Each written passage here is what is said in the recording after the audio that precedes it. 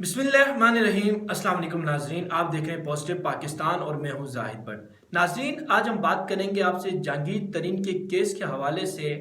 और कल उनकी जो पेशी हुई है उसमें उनके गार्ड से नाजायज़ असला बरामद हुआ है, इस हवाले से हम आपको बताएंगे। इसके अलावा हमारा जो मुल्क का अदालती निज़ाम है या निज़ाम इंसाफ है, इसके मुंह पे कैसे तमाचा मारा जाता है, ये कैसे सियासी हलचल होती है और इस निज़ाम को क्यों नहीं चलने देता, इस हवाले से हम बहुत इंपॉर्टेंट बात करेंगे आपसे। इसके अलावा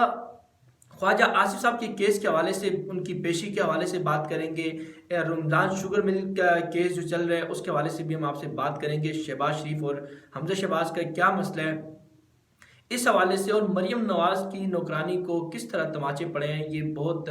एक इम्पॉर्टेंट खबर भी है, इस पर बात करेंगे। आप हमारे साथ रहिएगा और वीडियो को आखिर तक ज़रूर सुनिएगा।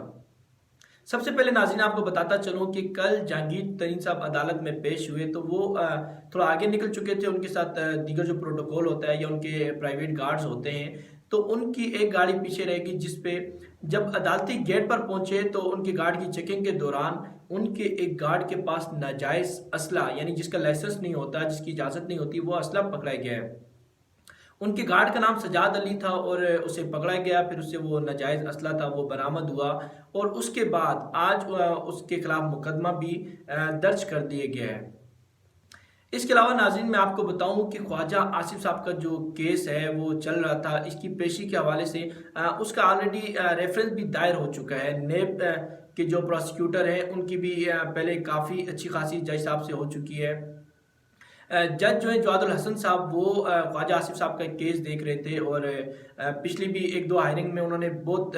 शिद्दत के साथ उन्होंने बहुत गुस्से का इजहार किया था। और उन्होंने ये कहा था कि गरीब लोगों को जो है ना आप लोग पकड़ पकड़ कर लाते हैं, उनके मुकदमात को जो है ना आप फ़ौरन चलाते हैं, लेकिन ये जो बड़े बड़े लोग हैं इनके मुकदमों को क्यों नहीं चलने देते। आखिर कौन लोग हैं जो इन मुकदमों को रोकते हैं? जब किसी के खिलाफ रेफरेंस भी दायर हुआ हो फिर भी आप उनको ताख़ीर का शिकार करते हैं,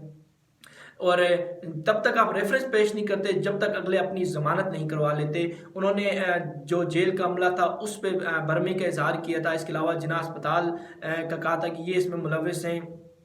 ये छोटे लोगों को तो ये लोग पकड़ लेते हैं और इनके खिलाफ जो है ना वो फ़ौरन केसेस चलाते हैं, लेकिन ये बड़े बड़े लोग हैं, इनकी जो एप्लीकेशंस होती हैं और इनके जो मसाइल होते हैं इनको खुद जानबूझकर इनको ताख़ीर का शिकार करते हैं।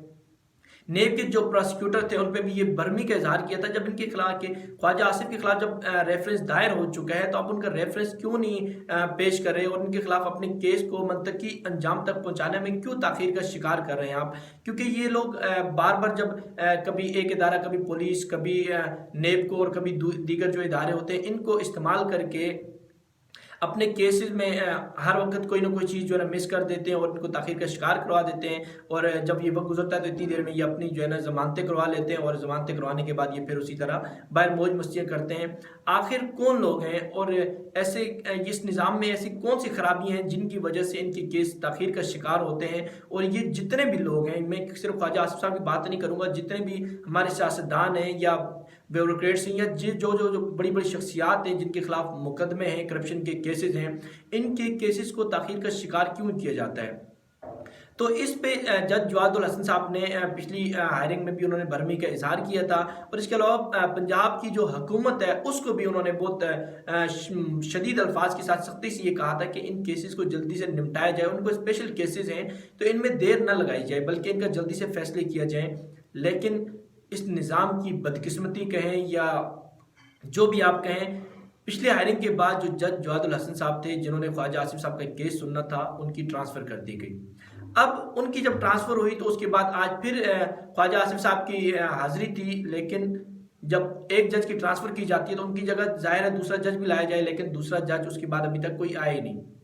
इस वजह से आज ख्वाजा आसिफ साहब अदालत तो पेश हुए लेकिन वहाँ पर कोई जज मौजूद नहीं था, तो जिसकी वजह से उनके केस को सुना नहीं गया और फिर दोबारा उनको एक नई डेट दी गई।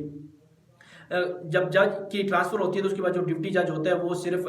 जो स्पेशल केसेस होते हैं उनको ही सुनता है और इस तरह के केसेस का कोई फैसला नहीं करता जब तक उनका अपना जज ना हो। तो आज भी कुछ इसी तरह हुआ, फिर उन्होंने ख्वाजा आसिफ साहब को एक नई डेट दी थी जो ड्यूटी जज थे उन्होंने।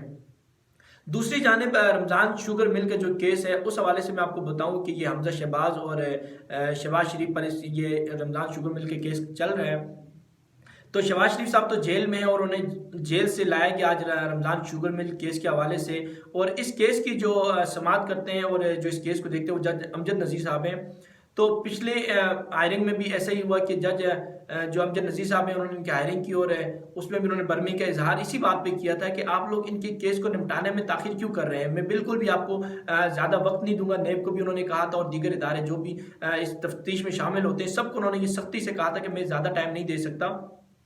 جلد از جلد اس کیس کو نمٹایا جائے، لیکن ایسا فیصلہ کرنے کے بعد اس جج کو بھی ٹرانسفر کر دیا گیا، اور اس کے بعد سے ابھی تک 1 ہفتہ گزر چکا ہے، کوئی دوسرا جج بھی ان کی جگہ نہیں آیا۔ اور آج بھی وہاں پر جب شہباز شریف صاحب کو تو جیل سے لا کے پیش کیا گیا، لیکن حمزہ شہباز صاحب پیش نہیں ہوئے۔ حمزہ شہباز صاحب نے یہ درخواست بھیجی عدالت میں کہ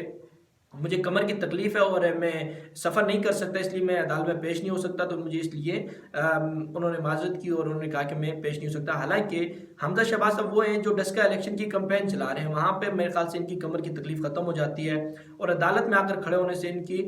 تکلیف بڑھ جاتی ہے، تو اس لیے میرے خیال سے یہ پیش نہ ہو سکے آج۔ لیکن افسوس کی بات یہ ہے کہ آج جج بھی موجود نہیں تھے اور حمزہ شہباز صاحب بھی نہیں ہے، شہباز شریف صاحب تو چلو جیل سے آئے، لیکن اب وہاں پہ جو ڈپٹی جج تھے انہوں نے بھی ان کو ایک نئی ڈیٹ دے دی، لیکن اب ظاہر ہے جب ڈیٹ دے دی تو انہوں نے ڈپٹی جج نے یہ کہا ان سے کہ آپ اب جا سکتے ہیں اپنے گھروں کو، لیکن اس کے بعد یہ 3 گھنٹے کی وہاں پر بیٹھک لگا کر بیٹھے رہے اسی کمرے میں، اسی عدالت میں جہاں پر جج بیٹھتے ہیں، وہاں پر یہ تقریباً 3 گھنٹے بیٹھے رہے، جس میں رانا ثناءاللہ صاحب بھی شامل تھے، یہ سارے جتنے بھی ان کے سیاسی رہنما اور دیگر بڑے بڑے لوگ ہیں یہ لوگ شامل تھے۔ حالانکہ اگر دوسری طرف دیکھا جائے، اگر ایک غریب آدمی، ایک عام آدمی ہے یا کوئی 100-200 روپے کی چوری کرنے والا کوئی ملزم ہے، اگر وہ اس کو عدالت لایا جاتا ہے تو اس کے ورثاء جو ہوتے ہیں، اس کے عزیز اقربا یا والدین یا جو بھی اس کے ریلیٹیوز آتے ہیں، تو ان کو اس سے ملنے نہیں دیا جاتا، ان سے دور رکھا جاتا ہے، فون پہ بات نہیں کرنے دی جاتی۔ اکثر جو رشتہ دار ہوتے ہیں یا قریبی لوگ ہوتے ہیں وہ ان کے لیے اگر کھانا لاتے ہیں تو اکثریت میں ایسا دیکھا جاتا ہے کہ ان کو کھانا بھی جو ملزم ہوتا ہے یا اس کو کھانا بھی نہیں دیا جاتا، وہ کھانا جو گھر سے آیا ہوتا ہے وہ بھی نہیں دیا جاتا، ان کو اپنے لوگوں تک ایکسیس نہیں دی جاتی، بات چیت نہیں کرنے دی جاتی، انہیں دور رکھا جاتا ہے، اور ان جو غریب لوگ ہوتے ہیں ان کے کیس پہ ان پہ سختی کی جاتی ہے اور پولیس ان کو ہتھکڑیاں پہنا کر لاتی ہے اور اسی طرح فوراً ان کو واپس لے کے جاتی ہے۔ لیکن یہ جو بڑے بڑے لوگ ہیں، یہ سیاستدان ہیں اس ملک کو جنہوں نے اپنی جاگیر سمجھا ہوا ہے، ان سے آخر کوئی پوچھنے والا کیوں نہیں ہے؟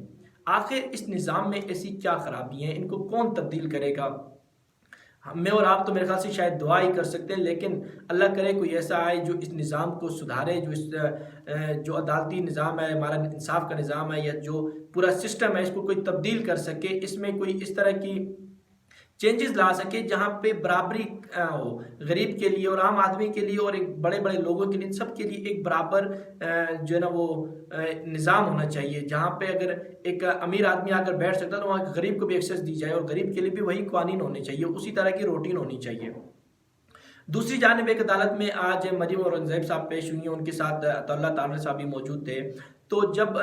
جو عدالت کا عملہ تھا انہوں نے گیٹ پہ کہا کہ آپ لوگوں کو بار بار منع کیا، آپ لوگ رش نہیں لگائیں، لیکن پھر بھی آپ لوگ رش لگاتے تو انہوں نے منع کیا، تو یہ پہ مریم اورنگزیب صاحب نہیں مانی۔ اس کے بعد ایک موٹی تکڑی تازی ایک پولیس کانسٹیبل آئی ہیں، لیڈیز کانسٹیبل، تو انہوں نے فردوس عاشق اوان والے وہی مکے لہراتی ہیں جو فردوس عاشق اوان صاحبہ لہراتی رہتی ہیں اکثر، وہی مکے لہراتے انہیں دھکے دے کے پیچھے کیا اور انہوں نے کافی ان کو بے عزت کیا ہے۔ پھر ان کی جو وہاں کے ایس پی تھے وہ آئے اور انہوں نے ان کو روکا اور اس معاملے کو سلجھا کے انہیں تھوڑا سا ریلیکس کیا۔ تو ناظرین، یہ ہمارا ایک نظام ہے، اس نظام میں کتنی خرابیاں ہیں، کتنے مسائل ہیں، لیکن اب ان کو ٹھیک کون کرے گا؟ اس حوالے سے آپ اپنی رائے کمنٹ میں ضرور دیجیے گا، اور ہمیں اس نظام میں کیا کیا تبدیلیاں لانی چاہیے، نظام میں کیا ہونا چاہیے، ہمارے سسٹم کی خرابیاں جو ہیں، ان کی بنیادی وجوہات کیا ہیں، یہ اپنی رائے آپ کمنٹ میں ضرور دیجیے گا۔ اپنا بہت خیال رکھیے گا، اگلی ویڈیو تک ہمارا انتظار کیجیے گا۔ اللہ حافظ۔